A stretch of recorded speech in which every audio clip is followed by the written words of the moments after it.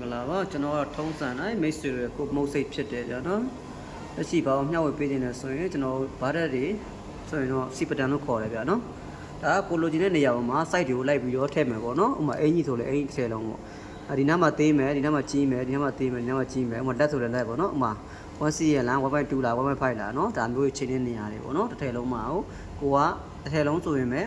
တခါလဲချုပ်သွားကျင်တာဗျာသိရမလားနောက်ဘက်မှာကြောင်းမနဲ့တခါချုပ်သွားခြင်းနဲ့ဆိုလို့ရှိရင်ဒီလိုနေရာမျိုးတွေမှာထည့်မယ်ဗျာနော်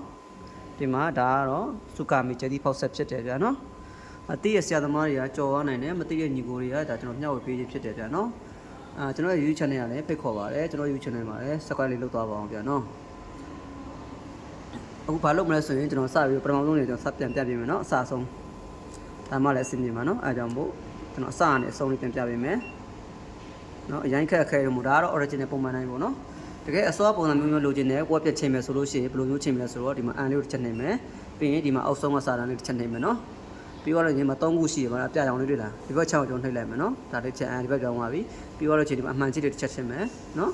ပြီးတော့လို့ရှိရင်ဘာလုပ်မလဲဆိုတော့နော်မဒါလေးနှိပ်လိုက်အဲ့ဒါဆိုရင်မပေါ်သွားရင်ဒါဘယ်လိုထည့်မှာလဲဆိုတော့ကျွန်တော်ထည့်ပြပေးမယ်နော်အထည့်မယ်ဆိုလို့ရှိရင်ကျွန်တော်တို့ဒီမှာကိုကဒီမှာညားလေးပေါ်တယ်เนาะအဲညားလေးကိုဒီမှာဒီရာလေးရွှေ့မယ်เนาะဒီမှာကြည့်ရွှေ့လို့ရတယ်ရွှေ့ကြည့်မယ်เนาะဥမာเนาะအဲဒီမှာဟိုကဒီထည့်ကိုအင်ကြီးရဲ့ဒီမှာထည့်ကိုရိုက်မယ်ဥမာထားလိုက်တော့ထည့်ရိုက်မယ်ဆိုလို့ရှိရင်เนาะဒီမှာကျွန်တော်ပြီးဘယ်လောက်ထည့်မှာဘယ်လောက်မှထည့်မယ်နံပါတ်เนาะဒီမှာနံပါတ်တွေအများကြီးရှိရဲကိုထည့်ချင်တော့စိုက်ကိုအပြင်မှာကြောက်ချိန်ထားရမယ်ဟို 1C လောက်မှမလို့လားချိန်ထားလိုက်မယ်เนาะโอเคဒီမှာကျွန်တော်1ထည့်လိုက်မယ်သဘောတခု1ထည့်ပြီးတော့ဒီမှာအမှန်လေးချက်လိုက်မယ်ကြာเนาะโอเคဒီမှာ1ရပါပြီပြီးတော့လို့ရှိရင်နောက်တစ်ခုထပ်သွားမယ်เนาะโอเคဒီမှာလဲကျွန်တော်ကထည့်မယ်ဆိုရင်ဒီမှာအမနိုးဆိုအလက်ကောင်းဟာလေးနှိပ်လိုက်နော်ပြီးတော့လို့ရှိရင်ဒီမှာနံပါတ်1ပဲထည့်မယ်နော်ဒီ3ခုလုံးက1ပဲထည့်မယ်ပြီးတော့ဒီဘက်ချမ်းချမ်းမှာကျွန်တော်ကိုလိုချင်တဲ့နေရာကိုနံပါတ်ပြောင်းမယ်နော်ဒီမှာ1ပဲထည့်မယ်ထပ်ပြီးတော့ဒီမှာလေးနှိပ်မယ်နော်โอเคပြီးတော့လို့ရှိရင်နောက်တစ်ခါကျွန်တော်ဒီမှာလက်ကိုပေါ့နော်လက်ချုပ်မယ်ဆိုလို့ရှိရင်ဒီမှာလက်ဆိုရင်ကျွန်တော်ဒီမှာလက်ပေါ့လက်ဝါလေးဖောက်ချင်တယ်ပေါ့နော်အဲ့လိုမျိုးဖောက်မယ်ဆိုရင်ဒီမှာဒီကောင်းလေးသွားမယ်နော်မြားနဲ့သွားမယ်လက်မြားလေးတွေ့လားပြီးရင်အလဲကောင်နှိပ်မယ်ပြီးတော့2နဲ့သွားမယ်ပေါ့နော်ဒါနံပါတ်တွေကတက်တော့ထည့်လို့ရတယ်နော်ကိုအင်ကြီးဖောက်မဲ့ပုံမူတည်ပြီးတော့ဒါရိုက်ထည့်ဖို့ပေါ့နော်ပြီးရင်ဒီဘက်ကိုပဲကျွန်တော်2ထွင်မယ်ဒါနမူနာထည့်ပြတာဖြစ်တယ်ဗျာနော်ဒါကကျွန်တော်နမူနာထည့်ပြတာဖြစ်တယ်ဗျာနော်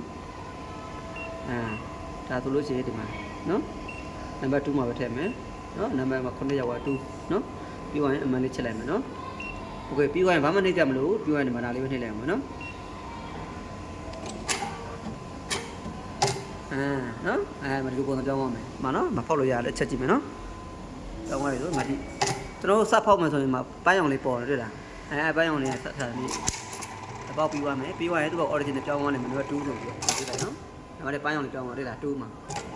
နောက်ချက်နိုင်မယ်နော်တတိရောက်သွားတယ်မတတိဒါတတိရတော့အကုန်လုံးကတော့တူတူပဲဒီနှစ်ခုပဲလက်ကိုပဲနည်းနည်းကျင်းကျဖြစ်သွားမယ်နော်ဒါကျွန်တော်ချိန်ထားတဲ့ဟာနော်သွားတယ်နော်မှာတောင်းပါရလားနော်နောက်တစ်ချက်ဥမာငါးဘက်ပေါက်တယ်ဆိုလို့ချင်းဒီမှာပြန်ပြီးသွားပြီပေါ့အထက်ကမှာကြည့်နော်အစရင်ပြန်သွားမယ်နောက်တစ်ချက်နောက်တစ်ခုကြာလို့ချင်းတက်ကနေပြန်သွားလိမ့်မယ်နော်နောက်တစ်ခုကြာရင်တက်ကနေပြန်သွားလိမ့်မယ်နောက်တစ်ခုကြာရင်တက်ကနေပြန်သွားလိမ့်မယ်နောက်တစ်ခုကနေကြာရင်တက်ကနေပြန်သွားလိမ့်မယ်နော်ဒါဆိုလို့ရှိရင်ကျွန်တော်ထည့်လို့ရပြီနော်အဲ့ဒါဆိုအဆင်ပြေသွားပြီနော်